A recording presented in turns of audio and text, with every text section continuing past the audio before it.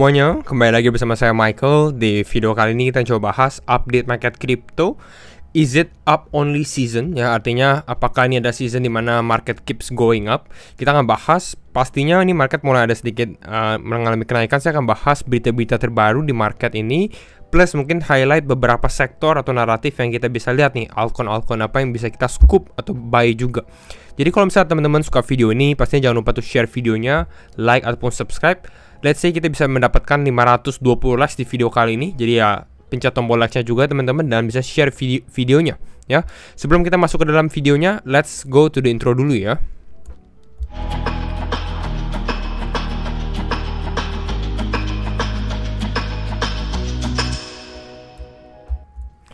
Oke.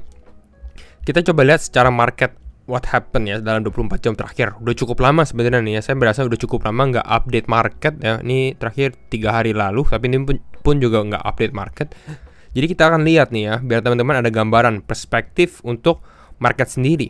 Ya, Dogecoin mulai mengalami kenaikan lagi ya. Ini mungkin rumor antara Dogecoin akan diimplementasikan di X ya. Bitcoin Cash mulai mengalami kenaikan. This is quite interesting ya, karena Bitcoin yang naik tapi nggak terlalu signifikan. Tapi BCH-nya justru naiknya 15%. And then ya ini meme coin, lihat Floki, Ship semua mengalami kenaikan. And then we have altcoins, tapi altcoins masih belum terlalu naik. Jadi hanya beberapa aja gitu ya. Let's go, kita lihat dalam 24 jam terakhir ada iOS koreksi, ICP koreksi, dan beberapa kripto lainnya. This is normal karena mereka memang udah rally cukup besar di beberapa hari terakhir ya. Fear and Greed, kita kembali lagi ke dalam area extreme greed. So this is the current situation. Nah sekarang kita bahas.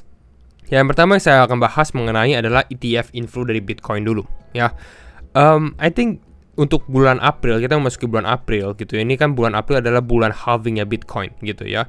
Definitely kalau menurut saya pribadi it's quite bullish ya. Jadi ini teman-teman bisa lihat take saya. Jadi April for me kelihatannya cukup bullish. Bahkan kita lihat nih ya, CEO dari BlackRock ya. Ini adalah salah satu orang yang sebenarnya teman-teman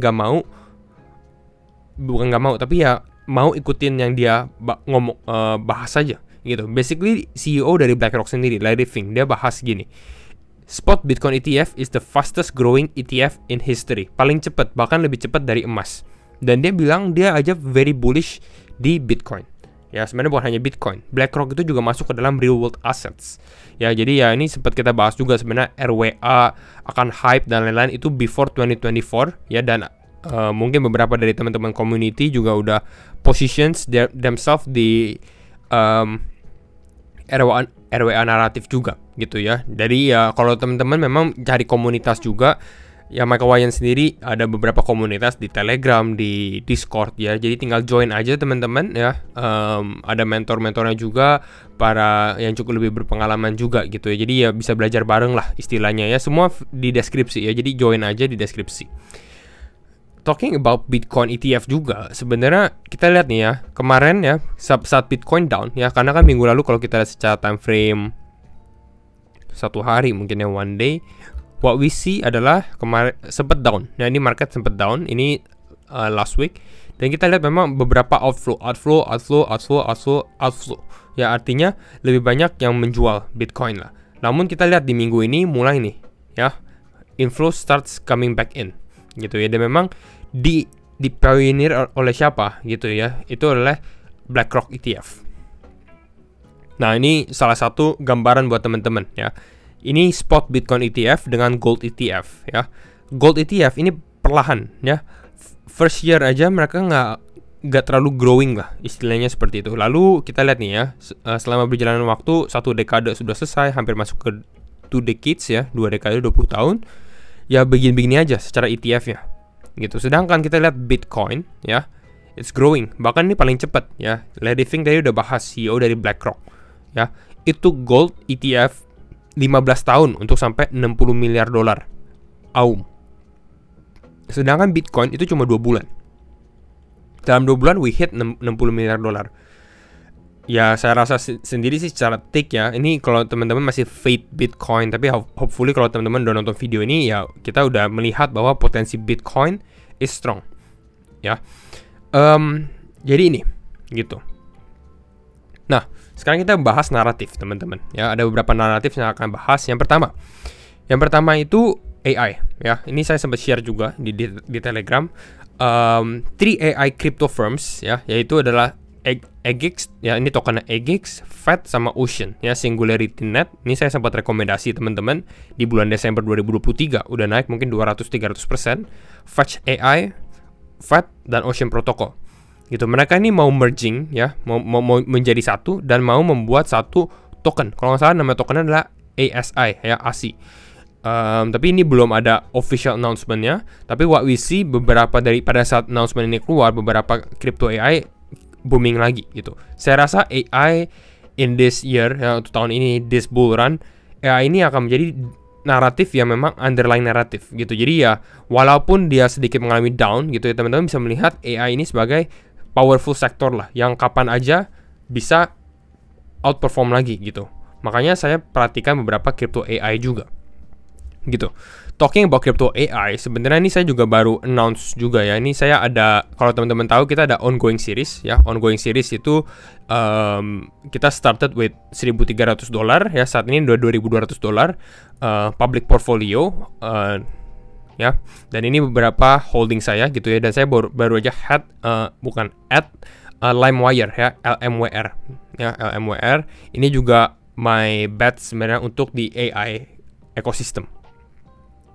Sedikit ya, nggak mau terlalu deep dive. Nanti mungkin kita deep dive di bener-bener episode khusus gitu ya. Tapi kalau kita lihat LMWR sendiri sebenarnya is very high risk ya. Yang pertama karena market cap-nya ini rendah gitu ya. Dan nggak semua exchange ada listed juga nih LimeWire sendiri ya. Saya belinya di CoinX gitu. Kalau teman-teman mau beli ya feel free untuk use kode saya, referral kode saya juga, dan itu membantu channel ini juga gitu ya. Dan thank you teman-teman kalau yang udah pakai kodenya. Tapi secara overall view gitu, kenapa saya pilih LimeWire? LimeWire sendiri sebenarnya dia udah ada nama sebelumnya gitu. Jadi dia perusahaan Web2 company, kalau nggak salah dulu adalah untuk music gitu ya. Lalu dia pivoting masuk ke Web3, lalu ini fokusnya ke AI studio ya. Jadi lebih ke arah bagaimana generate image atau generate video menggunakan AI ya. Ini salah satu contohnya nih teman-teman ya. Ini saya creating image beberapa, teman-teman kasih prompt-nya aja. Contoh di sini saya bilang Manta ya, flying across the sky above the sea. Jadi dia bikin video, bikin foto seperti ini gitu. Lalu kita ada saya ada buat juga Shiba ya, Shiba Inu di bulan. Istilahnya ini cuma coba-coba aja, tapi it's quite good gitu ya. Ini teman-teman bisa coba sendiri, it's free gitu ya. Lalu dia ada paymentnya juga. So I think benar-benar mungkin ada use case-nya lah gitu ya. Tapi ya it's high risk gitu. Ini beberapa teman community kayaknya udah saya publikin, ada yang front run juga nih, udah mulai beli gitu ya. Not a financial advice kembali lagi gitu ya. Mungkin wait for pullback untuk adding here. Oke, jadi AI. Next apa? Next itu yang kalau kita lihat itu pastinya real world assets. I think real world assets ini keep is brewing gitu ya, dan ini akan get hotter aja teman-teman. Kita udah call RSR, reserve rights, ini udah cukup lama. Ini juga menjadi salah satu holding di spot portfolio RSR gitu ya, bahkan udah naik 100% lebih gitu. Jadi this is ini beberapa crypto RWA ya. Kalau teman-teman mau lihat ada reserve rights, PolyX, TokenFi, DAS, dan lain-lainnya gitu. Dan RWA ini sebenarnya yang membuat lebih bullish lagi itu dari si BlackRock lagi gitu ya. Dan BlackRock ini memang lebih fokus mungkin di Aptos ataupun Ondo Finance gitu karena berpartnership. Aptos sebenarnya belum public gitu teman-teman. Makanya ini saya salah satu bets ya, dimana Aptos itu kalau saya lihat ya, Aptos April. Nah, dimana Aptos akan ada event di bulan April, namanya Aptos DeFi Days gitu di Hong Kong ya. Kembali lagi, Hong Kong financial hub teman-teman di Asia.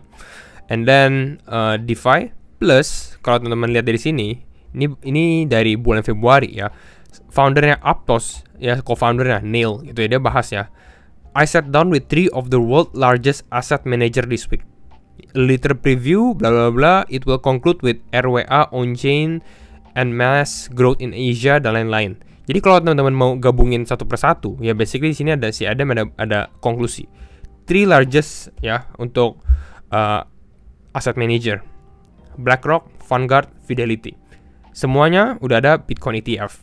Mereka mungkin mau masuk ke ranah real world assets gitu. Jadi mungkin Aptos is chain ya, ini kan blockchain network gitu ya, yang mungkin dipilih oleh mereka untuk real world assets. So makanya kita lihat Aptos ini has been brewing gitu ya. Jadi kalau misalnya market disediain pullback, ya teman-teman bisa lihat Aptos juga sebagai one of the choices gitu. Next it's IVO. IVO just finished IVO layer 2 ya. Masih kalau menurut saya personally it's quite undervalue juga sih teman-teman IVO sendiri. DEX gitu ya. Jadi DEX ini memang naratif yang lagi brewing up juga. Udah lumayan naik sebenarnya IVO, tapi ya we'll see, it's buying on pullback, it's good gitu ya. Ini saya udah sempet kayak Aptos, saya sempet share di Discord channel. IVO saya sempet share di Discord channel juga. Jadi ya sebenarnya semuanya udah ada sempet kita bahas di community gitu. Jadi ya teman-teman join aja, it's free juga soalnya. And sekarang kita mungkin lihat dulu. Oh, ini sebelum kita masuk technical teman-teman. Ini dari Juzu ya, dia bahas ini. I genuinely don't understand the bear case here. Maksudnya menurut dia April itu bakal bullish. Ya, yang menurut saya personally juga April is quite bullish. Dimana halving ya, mungkin teman-teman banyak yang argue abis halving Bitcoin mengalami koreksi. Habis halving Bitcoin mengalami koreksi. But there is something different about this cycle gitu.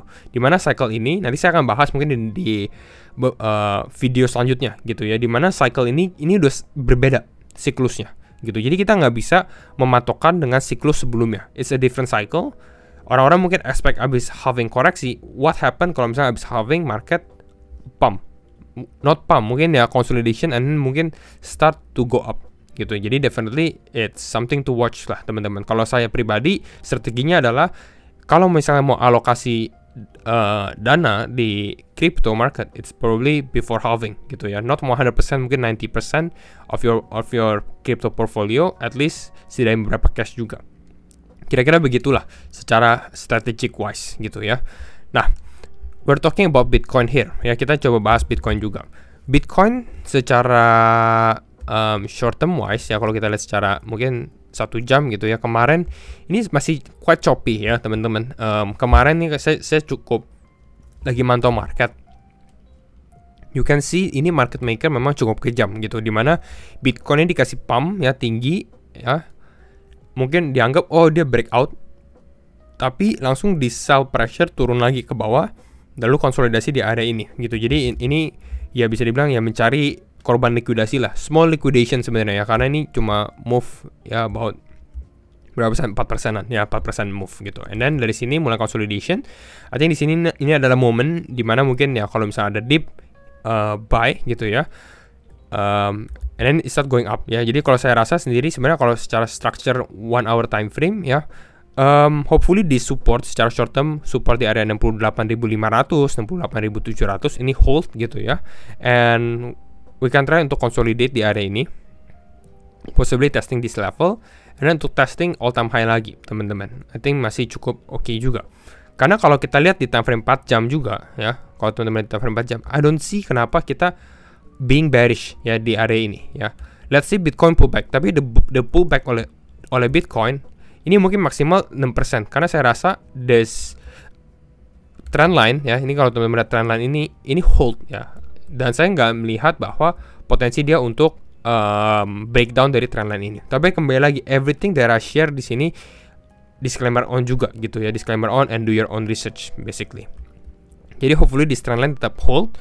Dan sebenarnya kita bisa lihat juga di sini Bitcoin, it's good, it's looking good, dia breakout di sini. Mungkin kita bisa lihat ya, ini seperti inverse head and shoulder pattern mungkin ya. Jadi kalau misalnya kita tarik garis ke sini ke headnya, we'll see ya, at least we test all time high or break all time high dari this point ya, pada saat kita breakout.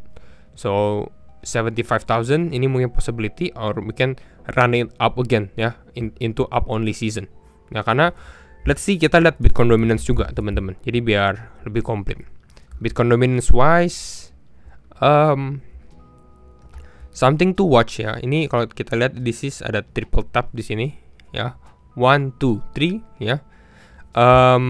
Possibility pada saat Bitcoin naik, ini altcoin juga mulai start performing lagi gitu. Ini ada 3 kali, 1, 2, 3 gitu. Ini kalau saya exit remove di sini kelihatan gitu ya secara short term ya. Tuh. Mungkin kalau misalnya altcoin mau move, ya it's probably here gitu ya, pada saat Bitcoin dominance-nya hit di area resistance-nya. Kira-kira ini ya short term market update teman-teman. Share your favorite altcoins juga mungkin di komen, nanti kita bisa lihat-lihat biar teman-teman yang mau beli ya kasih reasonnya juga gitu. Jadi jangan asal pump the market juga. And thank you semua for watching. Hopefully kita bisa get the target likes, and jangan lupa tuh like videonya and share videonya juga, and see you in the next video. Bye bye.